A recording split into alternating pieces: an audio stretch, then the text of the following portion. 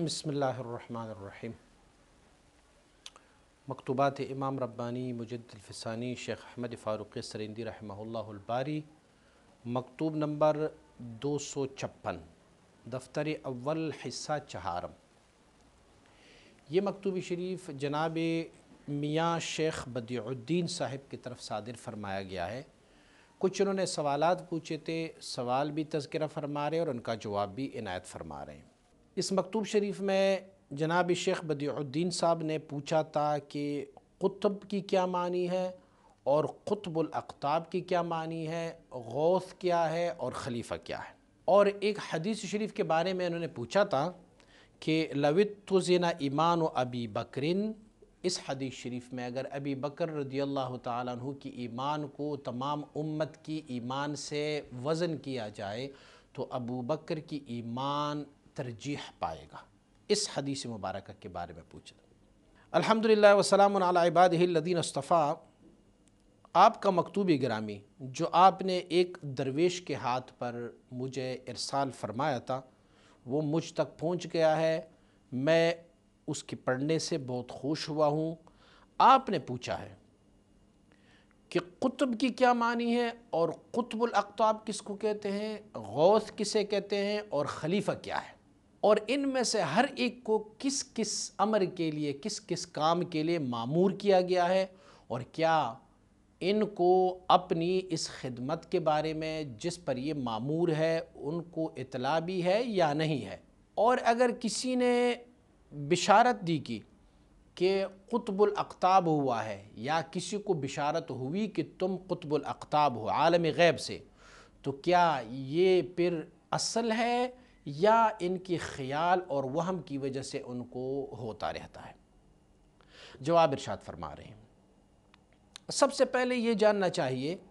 کہ جب حضور سید عالم صلی اللہ علیہ وسلم کے مکمل تابعان ہوتے ہیں، ان کی مکمل اتباع میں جانے والے لوگ ہوتے ہیں، جب آپ کی تبعیت اور آپ کی اتباع میں وہ کمالات مقام نبوت کو اختتام تک پہنچا دیتے ہیں، مقام عبدیت تک پہنچ جاتے ہیں، تو کچھ ایسے لوگ ان میں ہوتے ہیں کہ اللہ کریم انہیں امامت کی منصب سے سرفراز فرماتا ہے، اور کئی لوگ ایسے ہیں کہ اسے اس کمال کے حصول تک پہنچا جاتا ہے۔ مثلا ایک دو لوگ ہیں، دونوں لوگوں کو اللہ کریم نے امام کے مرتبے پر فائز فرمایا ہے، لیکن ان دو میں سے ایک کو مسند عنایت فرمائی ہے اور دوسرا جو ہے اب مسند میں نہیں ہے۔ میں آپ کو دنیاوی مثال سے سمجھائے دیتا ہوں۔ مثلاً ایک ہمارے کورٹ ہوتے ہیں، جیسے اب ہمارے سپریم کورٹ ہے یا ہائی کورٹ ہے، تو ہائی کورٹ کی بھی ججز ہوتے ہیں، سپریم کورٹ کی بھی ججز ہوتے ہیں۔ اچھا، ایک جج کو اس میں سے چیف جسٹس بنایا جاتا ہے اور دوسری جو ہے ان کو چیف جسٹس نہیں بنائے جاتے۔ یہ جو منصب ہے، جو ڈیوٹی ہے، وظیفہ ہے، یہ ایک کو سونپا جاتا ہے اور دوسری بھی اسی مقام میں تو ہوتے ہیں، دوسری بھی سپریم کورٹ کے ججز تو ہوتے ہیں، لیکن انہیں پھر عام ججوں کے حساب سے جایا جاتا ہے اور جو منصب ہے اسے چیف جسٹس کو عنایت کر دیتا ہے۔ تو ایسی ہی جو حضور نبی اکرم صلی اللہ علیہ وسلم کے کمال اتباع میں کمالات مقام نبوت کو اختتام تک پہنچا دیتے ہیں، انہیں اصل تک پہنچا دیتے ہیں، تو اللہ کریم ان میں سے کچھ کو یہ منصب امامت پر سرفراز فرما دیتے ہیں، اور کچھ لوگ جو ہے ان کو وہ کمال بھی عنایت فرما دیتے ہیں۔ وہ بھی امام کی کمال میں ہوتے ہیں لیکن انہیں امامت کی منصب سپرد نہیں کیا جاتا۔ یہ دونوں بزرگ، جس کو منصب امامت سونپی گئی ہے اور جو صرف جو مقام امامت ہے اس میں پہنچے ہوئے ہیں، انہوں نے یہ کمال ایک جیسا حاصل کیا ہوا ہے۔ میں عرض کر چکا ہوں، سپریم کورٹ کے ججز نے ایک جیسی لاء پڑھی ہوئی ہے اور ایک جیسے وہ منتخب ہو گئے ہیں، مگر صرف فرق دونوں میں یہ ہے کہ منصب اور عدم منصب است۔ ایک کے پاس وہ اتھارٹی ہے، ایک کے پاس وہ منصب اور وہ امامت کی امام کا جو منصب ہے وہ ان کے پاس ہے اور دوسرے کے پاس نہیں ہے۔ اور دوسرا فرق ان دونوں میں یہ ہے کہ دونوں کے تعلق جو ہے وہ یہ ہے کہ ایک منصبدار ہے، ایک حاکم ہے، ایک حکمران ہے، اور دوسرا جو ہے وہ غیر حکمران ہے، وگرنہ نفسی حصول میں امامت کے مرتبے کا دونوں برابر ہے، لیکن صرف ایک کو ڈیوٹی ملی ہوئی ہے، ایک کو نہیں ملی ہوئی ہے۔ اور جبکہ تابعان کمل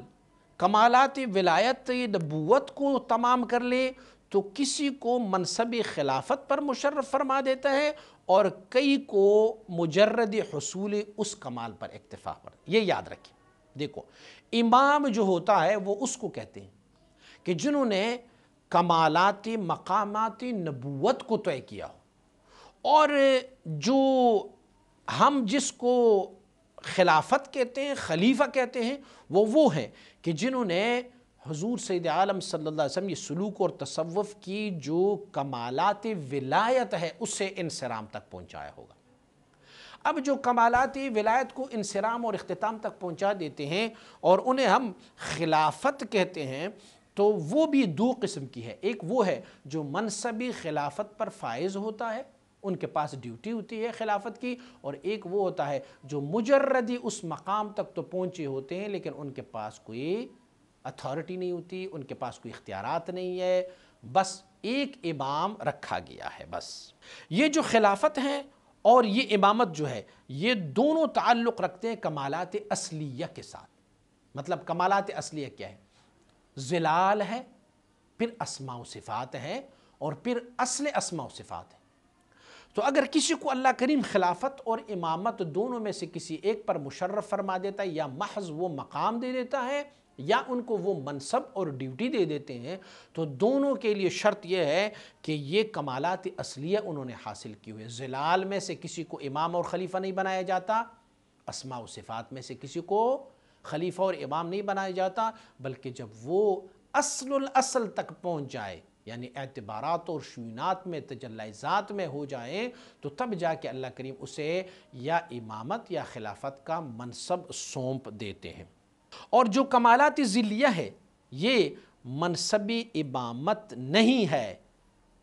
یہ منصبی خلافت نہیں ہے۔ کمالات جو ذل ہے وہ اس کی لائق نہیں ہے جو ذلال میں ہوتے ہیں کہ اسے امام اور یا پھر اس کے بعد اسے خلیفہ بنایا جائے۔ آپ نے پوچھا ہے کہ قطب کیا ہے اور قطب الاقطاب کیا ہے، تو امامت اور خلافت کے بارے میں تو آپ نے جان لیا۔ اب آتے ہیں قطب اور قطب الاقطاب کے بعد۔ تو جو منصبی امامت اور منصبی خلافت ہیں ان سے جو نچلا مرتبہ ہوتا ہے، میں نے کہا کہ وہ اصل میں سے ہے، جو ان سے دوسرا مرتبہ نچلے والا مرتبہ ہوتا ہے اس میں سے ان کو قطب الارشاد یا پھر اسے قطب الاقطاب کہا جاتے ہیں۔ غوث کس کو کہتے ہیں؟ حضرت شیخ محی الدین العربی قطب مدار کو غوث کہتے ہیں۔ قطب مدار جو ہوتے ہیں، مدار کی معنی یہ ہے کہ ہماری یہ جو دائرہ ہے نا، دائرہ امکان والے، اس کی قطب کو حضرت شیخ محی الدین ابن عربی انہیں کہتے ہیں کہ یہ وہی ہے۔ وہ فرماتے ہیں کہ غوثیت کوئی الگ سے مقام نہیں ہے، بلکہ وہ کہتے ہیں کہ غوث اور یہ قطب مدار دونوں ایک چیز ہے۔ میرا عقیدہ یہ ہے کہ غوث جو ہے وہ قطب مدار نہیں ہے، وہ ایک اور کیٹیگری ہے، بلکہ ممد و معاون روزگار اوست۔ غوث جو ہوتے ہیں یہ قطب مدار کی ممد اور معاون ہوتا ہے۔ مثلا ایک بادشاہ ہے اور ان کے کچھ مشیر ہوتے ہیں، تو بادشاہ کو قطب مدار جانے اور غوث جو ہے ان کا مشیر ہوتا ہے۔ غوث قطب مدار کا مشیر ہوتا ہے۔ قطب مدار جو ہوتا ہے نا، بعض امور میں غوث سے مدد چاہتے ہیں، مشورہ چاہتے ہیں، ان سے مشورہ چاہتا ہے۔ اور جو ابدال کو بنائے جاتے ہیں نا، ابدال کو مقرر کی جاتی ہے، اس میں غوث کا بڑا ہاتھ ہے۔ غوث ہی ابدال کو مقرر کر لیتے ہیں، غوث ابدال کو مقرر کرتے ہیں، اور یہ غوث بذات خود جو ہے یہ قطب مدار کا ممد و معاون ہے، اور قطب مدار جو ہے وہ ماتحت ہے خلیفہ اور خلیفہ جو ہے وہ ماتحت ہے امام کے۔ یہ مجدد علیہ الرحمہ آپ مبارک کا ارشاد گرامی ہے۔ آپ نے پوچھا یہ قطب الاقطاب کیا ہوتا ہے؟ تو قطب مدار تو میں نے آپ کو بتایا، لیکن جو قطب الاقطاب کے ساتھ جو اقطاب ہوتے ہیں نا، مختلف قطب، فرماتے یہ مختلف قطب جو ہے یہ مددگار اور نصرت کرنے والے ہوتے ہیں قطب اقطاب کا۔ ایک ان کا سربراہ ہوتا ہے جس کو قطب اقطاب کہتے ہیں، جسے قطب مدار بھی کہا جاتا ہے، اور جو دوسرے اقطاب ہے، چھوٹے چھوٹے اقطاب ہے، وہ سب ممد و معاون ہے قطب الاقطاب کا۔ یہ بھی جاننا چاہیے کہ صاحب فتوحات مکیہ شیخ اکبر محی الدین ابن عربی رحمۃ اللہ تعالی آپ مبارک ارشاد فرماتے ہیں ما من قریۃ مؤمنۃ کانت او کافرۃ الا وفیہا قطب۔ آپ ارشاد فرماتے ہیں کہ دیکھو اگر کوئی بھی قریہ ہے مومنوں کا یا کفار کا، کوئی بھی علاقہ ہے، گاؤں ہے، کوئی شہر ہے، کوئی ملک ہے، تو اگر وہ مومنوں کا ملک ہے یا کفار کا ملک ہے تو الا وفیہا قطب، مگر اس میں ایک نہ ایک قطب موجود رہتا ہے۔ یہ بھی جاننا چاہیے کہ قطب جو ہے نا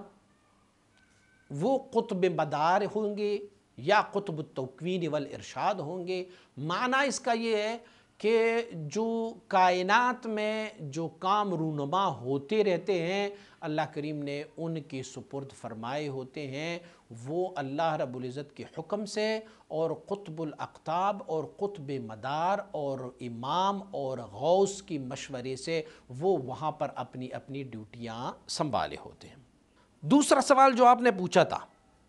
کہ جب کسی کو غوث یا خلیفہ بنایا جائے یا قطب الاقطاب بنایا جائے اور اس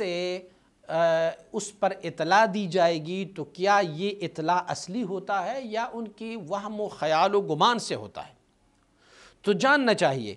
کہ صاحب منصب، جس کو یہ منصب امامت مل جائے، خلافت مل جائے، قطبیت مل جائے، قطب ابدار مل جائے، قطب تکوین مل جائے، غوث ہو جائیں، کوئی بھی اس طرح کا مقام مل جائے تو یہ صاحب علم ہوتا ہے۔ ایسے ہر غیر کو نہیں دیا جاتا، اس سے جس ڈیوٹی پر لایا جاتا ہے اس سے پہلے اس ڈیوٹی کا علم دیا جاتا ہے۔ میں پھر سے آپ کو ہمارے عدلیہ کا بتاؤں، قاضی ہے،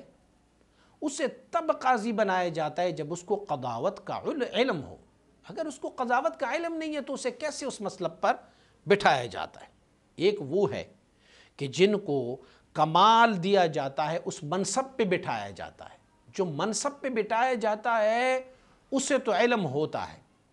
لیکن جسے منصب پہ نہیں بٹھایا جاتا ہے تو اس کے لیے کوئی ضروری نہیں ہے کہ اسے پتہ ہو کہ میں قطب ہوں، غوث ہوں، ابدال ہوں، اوتاد ہوں، کیا ہوں میں۔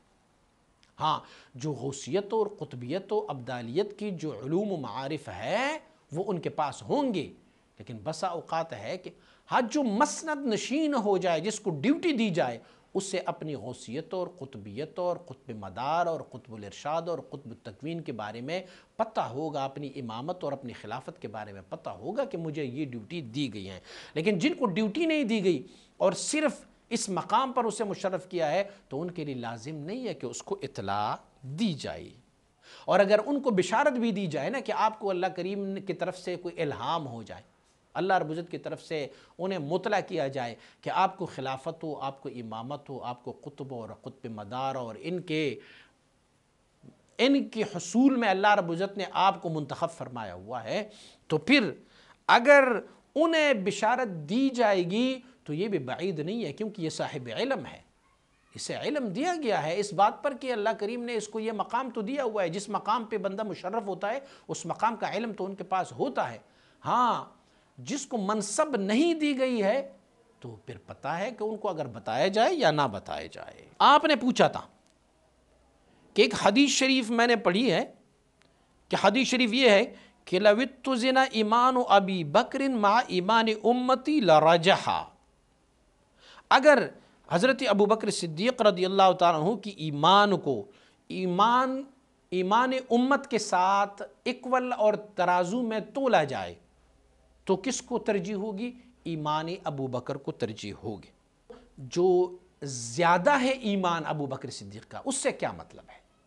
ایمان تو مومن بھی ہو تو ساروں کا ایک جیسا ہے، آمنت باللہ و ملائکتہ و کتبہ و رسلہ والیوم الآخر والقدر خیرہ و شرہ من اللہ تعالی والبعث بعد الموت، اور جو 5 ارکان ہیں وہ بھی تو سب پر ایک ہی جیسا نازل ہے،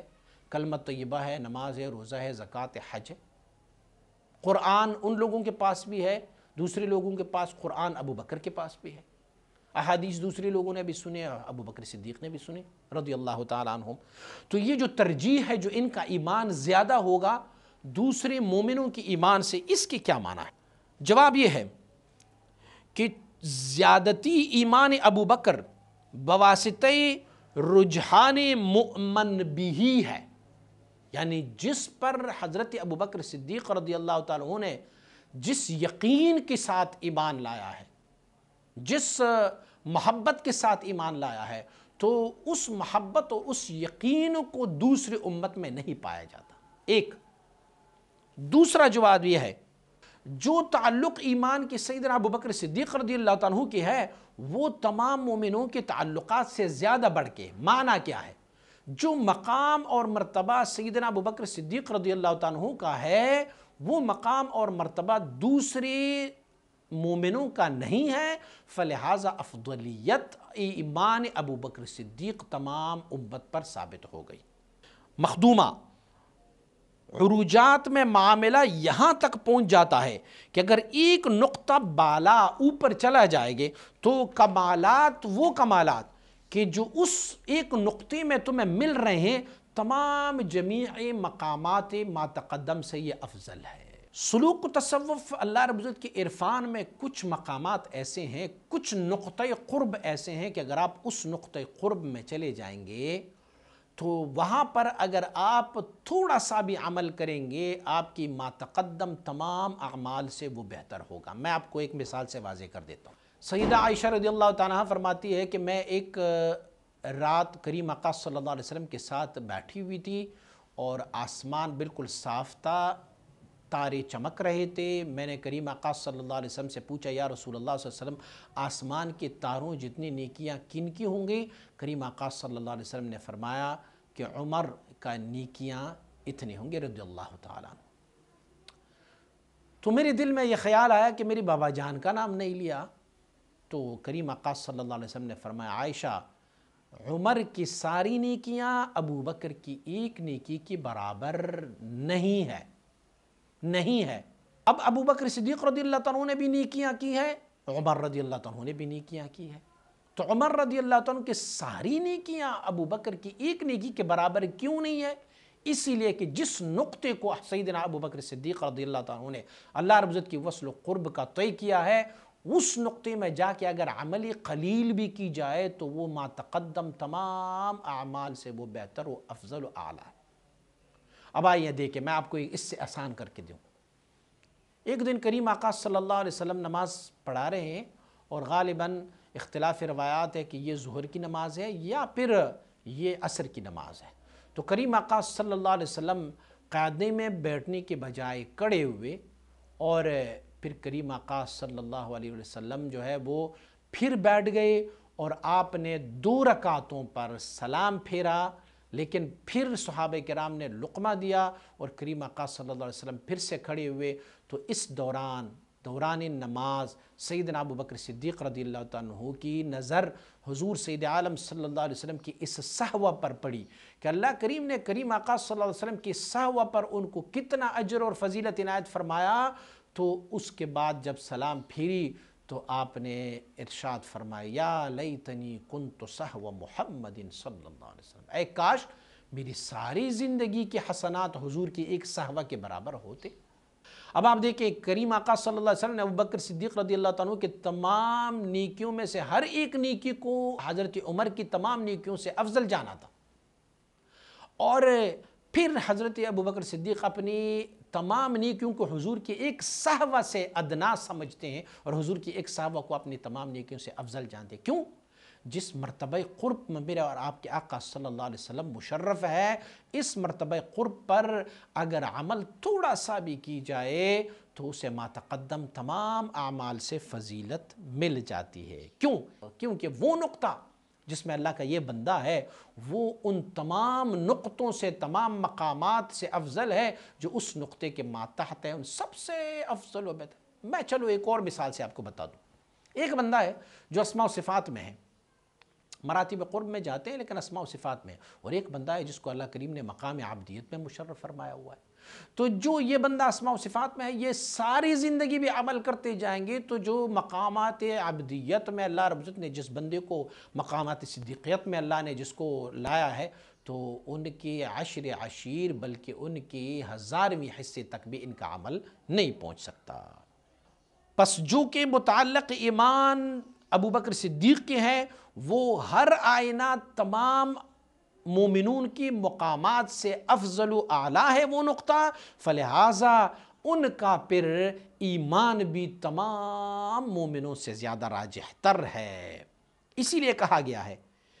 کہ عارف باللہ ایک ایسے مقام میں پہنچ جاتے ہیں کہ ایک آنکھ پلک جھپکنے میں تمام کمالات ما تقدم کا وہ کسب کر سکتے ہیں۔ مثلا اللہ کریم ایک بندے کو اس مقام تک لے کے جائے نا جو مقامات قرب ہے، جیسے میں عرض کر چکا ہوں، اللہ کریم کسی کو مقام عبدیت پر مشرف فرمائے تو وہاں پر کمال یہ ہے کہ تمام کمالات ما تقدم جو ہے نا وہ ایک ہی لمحے پر انہیں مل جاتے ہیں۔ اور اس کی ایک سیدھی سادی مثال صحابہ کرام رضوان اللہ تعالیٰ علیہ مجمعین کی ہے۔ دیکھو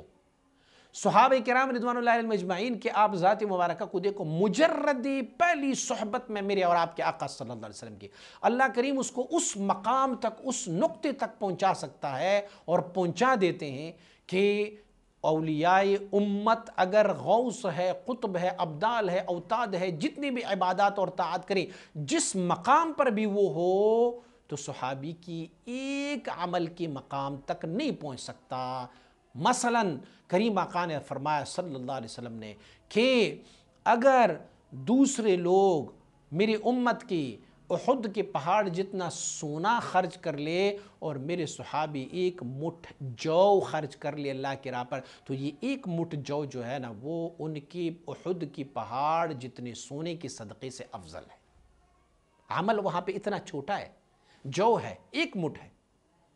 اور یہاں پر عمل کیا ہے؟ احد کی پہاڑ جتنا سونا ہے۔ تو اگر عمل کو دیکھا جائے تو عمل میں تو یہ افضل ہے، لیکن وہاں جس نقطے میں صحابہ کرام ہے، وہاں اس نقطے میں اگر عمل قلیل بھی کی جائے تو قصب ما تقدم تمام اعمال سے ان کا وہ افضل ہے۔ اچھا یہ کیسے ہو سکتا ہے؟ مجدد رحمۃ اللہ تعالی فرماتے ذالک فضل اللہ یؤتیہ من یشاء واللہ ذو الفضل العظیم، یہ تو رب کا فضل ہے، رب کا کرم ہے، جس پر اللہ کرم فرمائے بس ویسے ہو جاتا ہے۔ اچھا آپ نے ایک سوال اور پوچھا تھا، آپ نے پوچھا ہے کہ شیخ ابن عربی نے لکھا ہوا ہے کہ جو قوہ جاذبیت، جو کمالات کا جو قوہ ان بچوں میں تھا جو بنی اسرائیل کے بچے ہیں، اور فرعون نے ان ساروں کو اس وجہ سے قتل کیا کہ ان میں سے کہیں وہ میرا دشمن نہ ہو، جو موسیٰ علیہ نبینا علیہ السلام کے بارے میں وہ کہتے تھے۔ تو اللہ کریم نے کیا ان سب بچوں کے استعدادات اور کمالات اور باطنی کشش وہ سارے حضرت موسیٰ علیہ نبینا علیہ السلام کو دی ہیں یا نہیں ہے؟ اس کو آپ مجھے جواب عنایت فرمائیں۔ حضرت مجدد رحمۃ اللہ تعالی فرماتے ہیں یہ بات صحیح ہے، درست ہے، کیونکہ یہ تحقیق اس پہ ہو گئی ہے کہ جس طرح کہ ایک بندے کو اللہ رب العزت حصول کمالات جماعہ میں گردانند، اللہ کریم ایک بندے کو بہت سارے جماعت کی کمالات کا حاصل بنا لیتے ہیں۔ مثلا شیخ مرشد ہے، ایک بندہ ہے، لیکن ہزاروں ان کی مرید ہیں، ہزاروں مریدوں کو جو کمالات پہنچے ہوئے ہیں وہ ایک شیخ کی وجہ سے پہنچے، انہوں نے اس کو توجہات دی، انہوں نے ان کو کمالات دی ہے، تو ایک شیخ کی وجہ سے پہنچے۔ تو اسی طرح جو بہت سارے گروہ ہوتے ہیں نا، وہ بھی سبب ہوتے ہیں ایک بندے کی کمالات تک پہنچانے کی۔ یہی شیخ اور مرید کا میں آپ کو بتا دوں، ایک شیخ کی وجہ سے بہت سارے سالکین کو کمالات پہنچ جاتے ہیں، لیکن بہت سارے سالکین کی وجہ سے ایک شیخ کو بھی کمالات ملتے ہیں۔ وہ کیسے؟ جب شیخ نے ان کو ذکر دیا، شیخ نے ان کو ایک طریقہ بتایا، من سن سنتا حسنتا جس نے ایک نیک رستہ بنایا، اور جتنے لوگ بھی اس رستے پر عمل کرتے جائیں گے تو ان لوگوں کا اپنا بھی ثواب ہے، لیکن ان کی ثواب میں وہ رستہ دکھانے والے کا بھی ثواب ہے، اجر ہے۔ تو شیخ نے اپنے مرید بنائے، مرید نے ذکر کرنا شروع کیا، یہ ذکر اس شیخ کی وجہ سے ان کو ملا ہوا ہے، تو وہ جتنا بھی ذکر کرتے جائیں گے وہ سارے ذکر میں اس شیخ کی بھی مقامات چینج ہوتے جائیں گے، اور بھی اللہ کریم ان کو فضائل سے نوازتا جائے گا۔ مرشد جتنا بھی سبب حصول کمالات مرید ہے یہ تو ہے، لیکن مرید بھی اسباب کمالات پیر بن جاتے ہیں۔ وہ ذکر کرتے جائیں گے، ان کا ثواب مرشد کو ملتا رہے گا، وہ اللہ کو یاد کرتے جائیں گے، وہ شریعت پر عمل کرتے جائیں گے، تو شیخ کی بھی کمالات بڑھتے جائیں گے۔ اور فرماتے یہ تو موسیٰ علیہ نبینا علیہ السلام اور بچوں کا واقعہ ہے، یہ تو شیخ اور مریدوں کا ہے۔ فرماتے یہ فقیر اپنے آپ کو اشارہ فرماتے ہیں کہ جب میں کوئی کھانے پینے والے اشیاء اسے اپنے بدن کا جز بنا لیتا تو تب بھی میں احساس کرتا کہ ہر کھانے پینے والی چیز کو جو میں کھاتا پیتا ہوں سببی جامعیتی استعدادی او میں گشت، یہ سب جو ہے نا وہ میری کمالات کی استعداد بن جاتے ہیں۔ بظاہری طور پر بھی ایسے ہے نا، آپ جو ہے نا آپ کو ڈاکٹر کہتے ہیں آپ نے ابلے ہوئے انڈے کھانے ناشتے میں، بیفور ناشتہ آپ نے سیب ایک کھانا ہوتا ہے، آپ نے اپنی کھانے پینے میں وٹامنز اے بی سی ڈی کیلشیمز اور آپ نے اس میں سے انرجی والے ڈرنکس پینے ہیں، ٹھیک ہے، یہ ساری چیزیں مل کے تمہارے جسم کی قوت اور کمال کو بڑھاتے ہیں کہ نہیں بڑھاتے؟ یہ تمہارے جسم کی کمالات کو بڑھا دیتے ہیں۔ تو مجدد رحمۃ اللہ تعالی فرماتے ہیں اگر کھانے پینے میں ایسا ہے کہ آپ کی جسم کی ہیومینٹی، آپ کے جسم کی طاقت اور قوت کو وہ بڑھاتے ہیں، اجزاء مختلف جو ہم کھاتے پیتے ہیں، تو فرماتے ہیں ایسے ہی جب آپ کے مریدین ہوتے ہیں تو آپ کے مریدین بھی آپ کی کمالات کی سبب بن جاتے ہیں۔ اور آپ مبارکہ ارشاد فرماتے ہیں کہ بعض اوقات میں کہ جب میں یہ کرتا کہ یہ کھانا پینا میں چھوڑ دیتا ہوں، کھانا پینا جو لذیذ ہے یہ میں چھوڑ دیتا ہوں، تو وہ جو اللہ رب العزت کی طرف سے ان چیزوں میں قوت چھپی ہوتی تھی تو وہ پھر مجھے وہ نہیں ملتی تھی، اور جو کمالات اللہ رب العزت کی طرف سے مجھے ان کھانے پینے کی وجہ سے ملتی تھی اللہ کریم اسے بھی بند فرمایا کرتے ہوتے تھے، وہ بھی پھر مجھے نہیں ملتی ہوتی تھی۔ مثلا میں کہوں کہ صاف طعام ہے اور بلا شبہ بلا شکوک شبہات ہے، حلال کھانا ہے، اور اس سے میں اس نیت سے کھاؤں کہ یہ کھانا جب میں کھاؤں گا تو میرے جسم کو قوت اور طاقت مل جائے گی اور اس طاقت کو میں اللہ کے ذکر پر صرف کر لوں گا، تو یہ صرف کھانے کی وجہ سے بھی اللہ کریم کے انوار و تجلیات مجھ پر وارد ہو جاتی ہے۔ تو جب میں نے اس کام کو ترک کیا، میں نے کہا نہیں میں یہ کھانا نہیں کھاؤں گا، تو جو کمالات مجھے اس کھانے کی وجہ سے اللہ رب العزت کی طرف سے مل رہے تھے وہ کمالات بھی بلاک ہو جاتے، بند ہو جاتے۔ اور یہ بھی ہو سکتا ہے کہ ایک بندے کی قوت باطنی، استعداد باطنی جو ہے وہ ایک سے دوسرے کی طرف منتقل کیا جائے، اور بعض اوقات یہ بھی ہو سکتا ہے کہ یہ والا خالی رہ جاتا ہے اور وہ والا سارا کچھ لے کے جاتا ہے۔ مثلا آپ یوں کر سکتے ہیں کہ کسی شیخ کامل مکمل ہو اور وہ شیخ کامل مکمل سے اتنا کمال حاصل کر لیں کہ وہ شیخ جو ہے وہ آپ کا شیخ ہوتے ہوئے بھی آپ کے مقام سے نیچے رہ جاتا ہے اور آپ ان سے فوق ہو جاتے ہیں۔ اور اس کی واضح مثال حضرت مجدد الفسانی رحمۃ اللہ تعالی کی ذات گرامی ہے کہ مجدد الفسانی رحمہ اللہ الباری نے حضرت باقی باللہ رحمۃ اللہ تعالی سے وہ کمالات اکتساب کیے کہ خود حضرت باقی باللہ رحمۃ اللہ تعالی فرمایا کرتے ہوتے تھے کہ شیخ احمد آفتاب، شیخ احمد وہ سورج ہے کہ مجھ جیسے ہزاروں تارے ان کی روشنی میں گم ہے۔ آپ نے یہ سوال بھی پوچھا ہے کہ شیخ نجم الدین کبریٰ نے اپنے ایک مرید کو ایک اور اللہ کے بندے جناب شیخ مصلح الدین کی طرف بھیجا تاکہ یہ معلوم کریں کہ میں کس کے زیر قدم ہوں، میں کس کے زیر قدم ہوں۔ شیخ نجم الدین کبریٰ نے اپنے ایک مرید کو جناب شیخ مصلح الدین کی طرف بھیجا کہ ان سے پوچھو کہ میں کس نبی کے زیر قدم ہوں۔ جب یہ مرید وہاں پہنچا تو انہوں نے کہا کہ جہود تو در چه کار است، آپ کی جہود کس کام کی؟ جہود آپ کی جہد کوشش اور کاوش اور محنت کو بھی کہتے ہیں، لیکن جہود کا ایک اور معنی بھی ہے۔ دیکھو اولیاء اللہ کی جو باتیں ہوتی ہیں نا وہ رموز و اشارات ہوتے ہیں۔ تو اس جناب شیخ مصلح الدین نے ان کو کہا کہ بھئی جہود تو در چه کار است، تمہاری یہ جہود کس کام کی ہے؟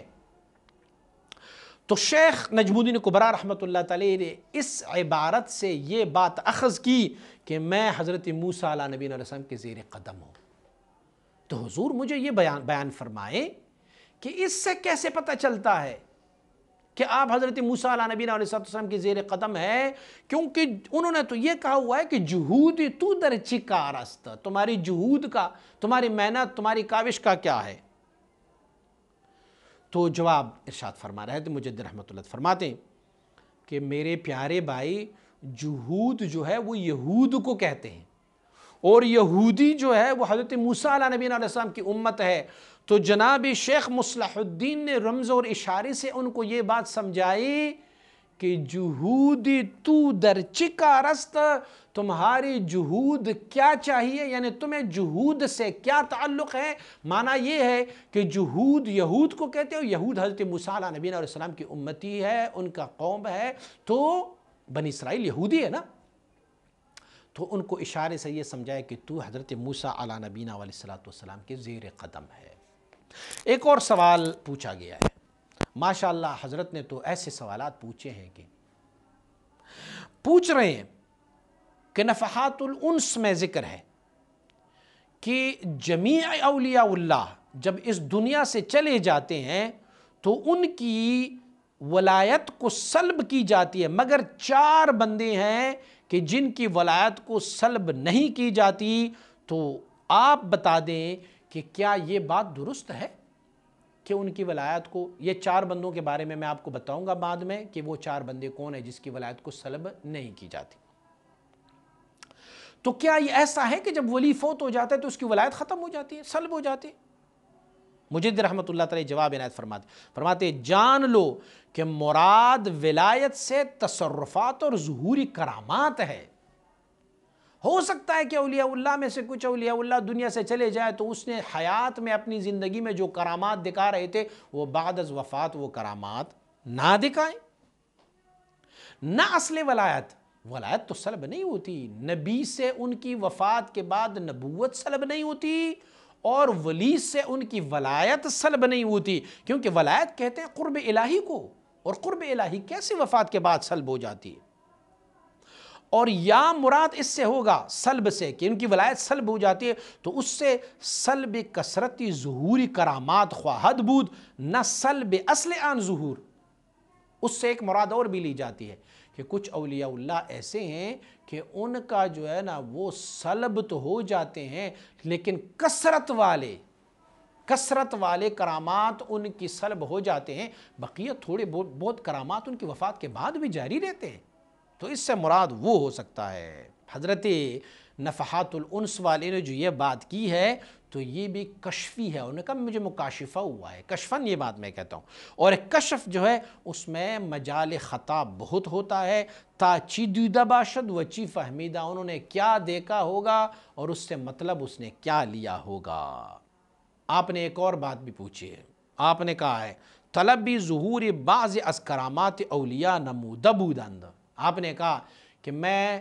اولیاء اللہ سے کرامات ظاہر دیکھنا چاہتا ہوں، معنی یہ نہیں ہے کہ کسی اور ولی سے۔ یہ مجدد رحمۃ اللہ تعالی کو عرض کر رہے ہیں کہ حضور میں آپ کا ایک ظاہر کرامت دیکھنا چاہتا ہوں، مجھے اپنے کوئی کرامت دکھائیں۔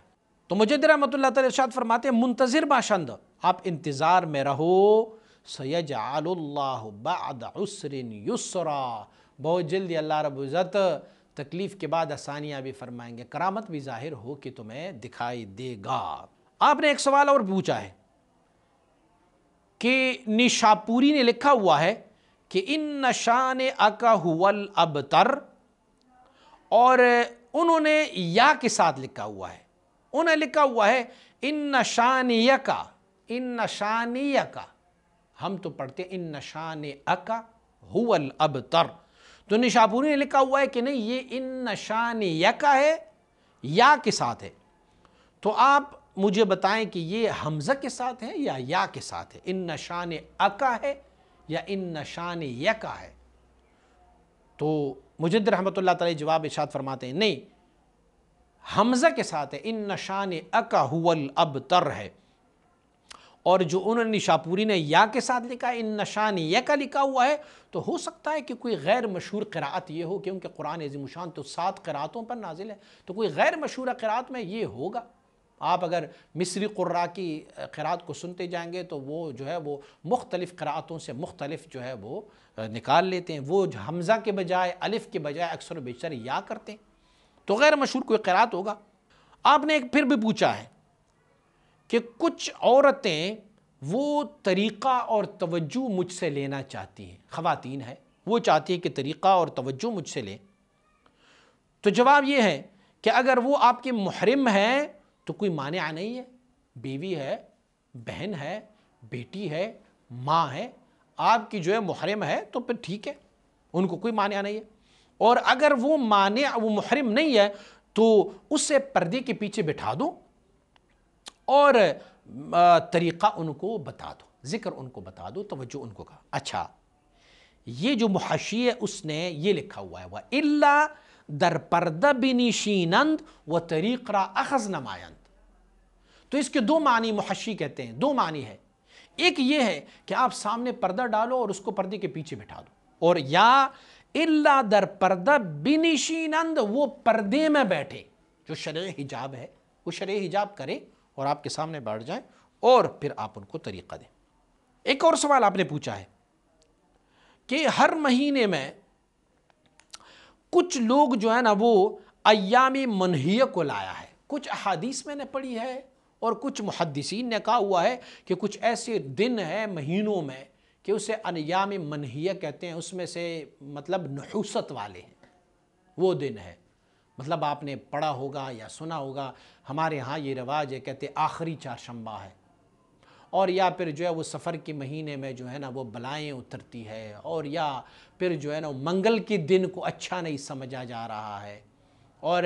یا پھر جو ہے نا وہ کہتے ہیں کہ آپ نے ہفتے کو یہ کام نہیں کرنا، اس میں نحوست ہے۔ تو میں نے کہیں پڑھا ہوا ہے کہ کچھ ایسے دن بھی ہوتے ہیں کہ جو نحوست والے دن ہوتے ہیں، تو پھر آپ اس بارے میں کچھ فرمائیں۔ اور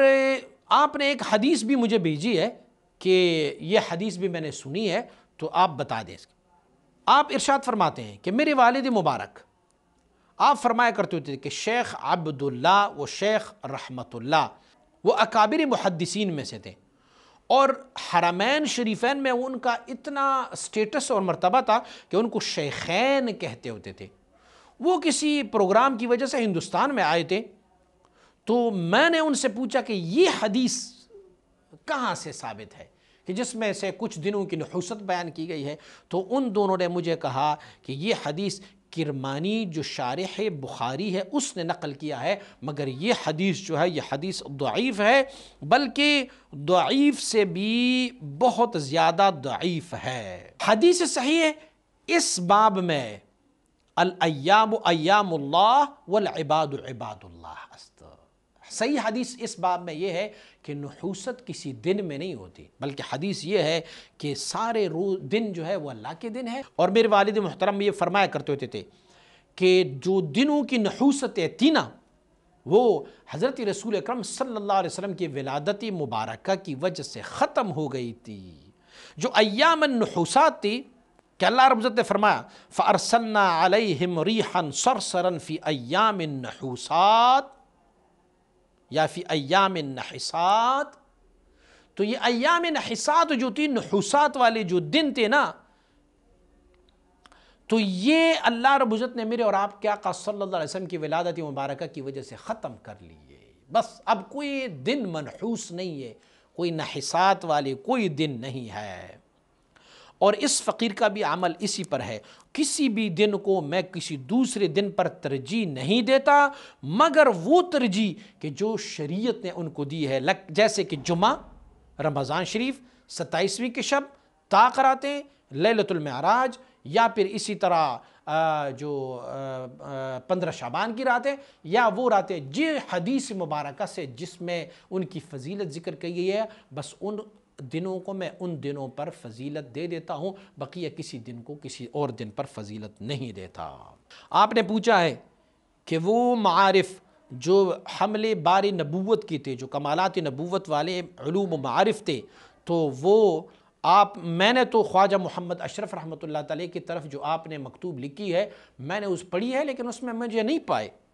تو آپ جواب ارشاد فرماتے ہیں کہاں تم پاؤ گے اس مکتوب میں، کیونکہ وہ علوم و معارف تو ابھی میں نے لکھے ہیں، ابھی تو میں نے وہ بھیجے نہیں ہیں، تو اس مکتوب میں وہ نہیں ہے۔ یہ مکتوب